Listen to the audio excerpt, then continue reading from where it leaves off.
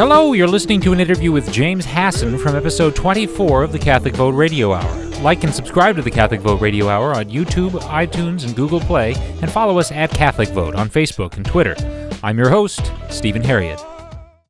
And now I'm joined by James Hasson. James Hasson is a contributor to The Federalist, a graduate of Notre Dame, and also law student at UVA, and a former Army captain and Afghanistan veteran. So thank you very much for your service, James, and for joining us today. Thank you for having me, Stephen. Well, I'm having you on because I'm very interested in a column you just wrote for The Federalist. The title is, School Shootings Aren't Due to Toxic Masculinity, but a Lack of Masculinity. Wow, what a column. Very, very insightful. Why don't you just go ahead and lay the groundwork from your perspective when we're talking about the Parkland tragedy and its connectedness to another recent phenomenon, which is the Me Too phenomenon. You really connected those in a way that I never would have thought of. Yeah, well, in the immediate aftermath of Parkland, there was a substantial push from some corners of the left to say these school shootings are a product of toxic masculinity. And until we solve toxic masculinity, which they describe as adherence to traditional norms of masculinity, we're not going to be able to solve the school shooting problem. And my main point was that school shootings have nothing to do with masculinity. Our masculinity problem in our society is not toxic masculinity, but an absence of authentic masculinity. There's nothing masculine in any way, shape, or form about walking into a school and shooting defenseless children. And the correlation to the Me Too movement is kind of how some people interpreted toxic masculinity also to be the cause of the Me Too crisis that we're still grappling with and still getting to the bottom of. And just as people blame toxic masculinity on school shootings, there's also kind of been a push to label that as the cause of Me Too. And one thing I pointed out in my article is that as the Me Too movement gained steam last October, there were more than a few men who tweeted stories saying that Me Too made them ashamed of being a man. But right. These no doubt heartfelt sentiments fail to see is that Harvey Weinstein's behavior was not manly and had nothing to do with masculinity as traditionally understood. In fact, the person who showed authentic masculine traits in the Me Too saga was Ronan Farrow. He courageously withstood pressure to spike his story and showed true compassion for Harvey Weinstein's victims at the same time. And Right. That what a story. If they make a movie of Me Too, Ronan Farrow should definitely be the star. He could be front and center. And that was also one of the reasons that I highlighted Ronan Farrow in my article, to point out that I'm not tying looking like Arnold Schwarzenegger to masculinity. It's the principles of self-discipline, empathy, courage, protecting vulnerable people. And I think what we really need are more Ronan Farrows and fewer ashamed men. Right. That's really interesting because it's true. It's almost like when you're halfway weak, when you see something horrible happen and men begin to be blamed, you go full weak and you say, oh, I'm so sorry. I am ashamed to be a man. As you mentioned, there were a few people who did that.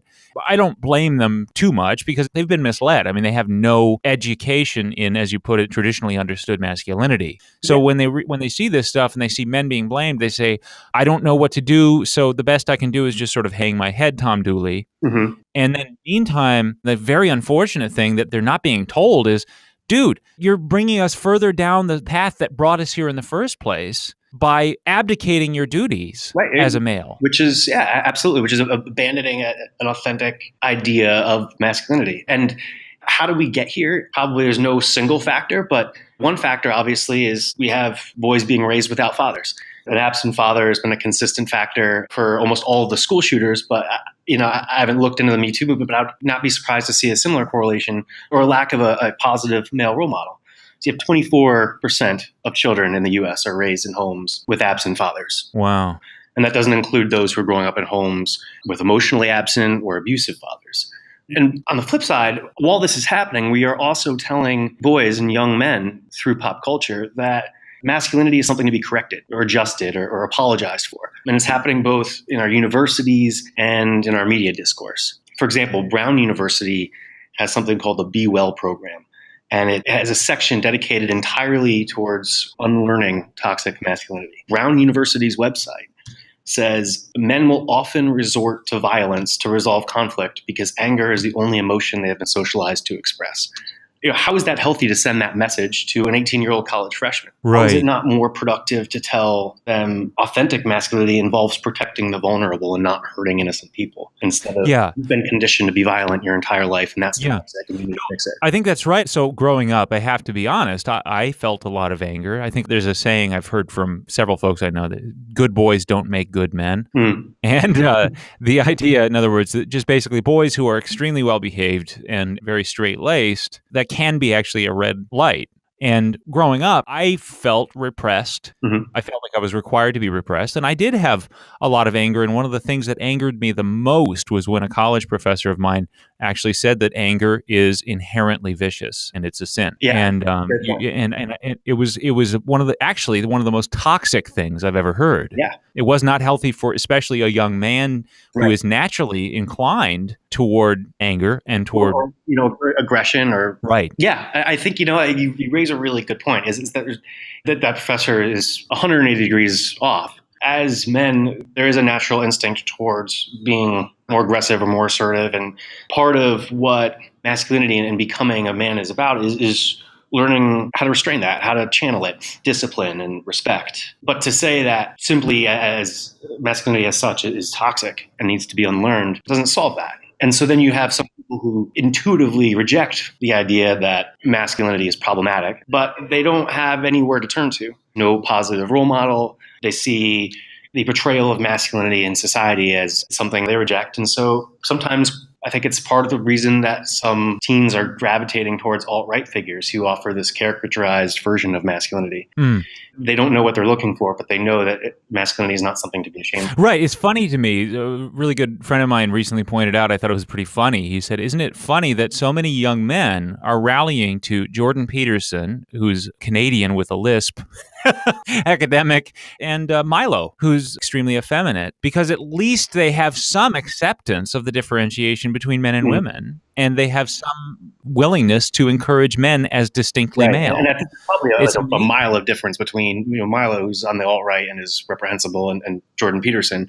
But the phenomenon there, especially, I live in Charlottesville. I kind of saw a lot of the people who were in our hometown last summer, and it seemed to me that there was kind of this phenomenon of lost boys who are trying to be men but don't know what that looks like, and they gravitate towards kind of this ugliness on the far right. And I think by promoting authentic, positive, real masculinity, perhaps we can prevent some from drifting towards that direction. Amen. Well, so actually, what would your advice be for actually our listeners who may be young men still forming themselves, maybe not yet having entered into the world and they're still becoming men? How can they avoid this sort of misguided hatred of themselves and hatred of their masculinity and form themselves in such a way as not to become cowardly and, in fact, become more like the people who end up going on rampages and hurting people? I think seeking out a positive male role model is a huge factor, whether that's a football coach or a parent or an older brother, a teacher. That's could be a tremendously positive thing. I had a high school English teacher, actually, who was an Army Ranger and just a Vietnam veteran. And, during probably some more turbulent periods of my life, was an incredibly positive and stabilizing force for me. And he was actually one of the reasons I joined the military. Wow. And then on a personal level, I would also say, as a Catholic and on a Catholic radio show, I'd say prayer is also, and sticking close to the sacraments is also a great thing. Amen to that. Well, thank you very much, James. Thanks for your insights, and this has been a really great analysis, and hopefully you'll save countless souls among our listeners. We do want to make sure that men are not misled. And where can we find your work in general? We can find you at The Federalist. At The Federalist, yep. And and I'm on Twitter my handle is @JamesHasson20. Excellent. Well, thank you very much again, James, and I look forward to having you on again soon. Absolutely. Thank you very much for having me, Stephen. Well, thanks for listening to this interview from episode 24 of the Catholic Vote Radio Hour. Again, you can like and subscribe to the Catholic Vote Radio Hour on YouTube, iTunes, and Google Play, and follow us at Catholic Vote on Facebook and Twitter. I'm your host, Stephen Harriet.